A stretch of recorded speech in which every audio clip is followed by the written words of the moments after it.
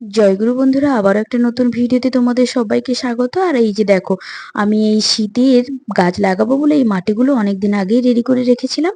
আর এদিকে আমি যে বীজগুলো বসিয়েছিলাম, ফুলকপি, বাঁধাকপি, ওলকপি, সেই বীজগুলো থেকে যে চারাগুলো বেরিয়ে গেছিল, ওই চারাগুলো আজকে কিছু কিছু আমি লাগাবো। সব চারাগুলো লাগাবো না, যে চারাগুলো একটু বড়, একটু হেলদি হয়েছে সেইগুলো বেছে বেছেই লাগিয়ে দেব।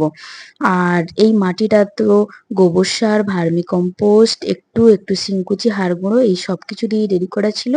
আর এই গাছগুলো লাগানোর পর একটু ফাঙ্গিসাইড জল গুলে গাছগুলোতে দিয়ে দেবো। আর গাছগুলো এখন 3 থেকে 4 দিন ছায়াযুক্ত জায়গায় রাখবো।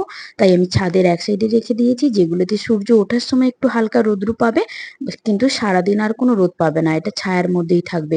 কারণ এগুলো যদি ডাইরেক্ট সানলাইটে রেখে দেওয়া যায়, সমস্ত গাছগুলো ঝিমিয়ে পচে নষ্ট হয়ে যাবে। আর গাছগুলো যেহেতু অনেকটাই ছোট, বাজার থেকে কেনা গাছগুলো একটু বড় হয়, আর এগুলো একদম ছোট ছোট গাছগুলো আমি লাগিয়েছি। টাটা।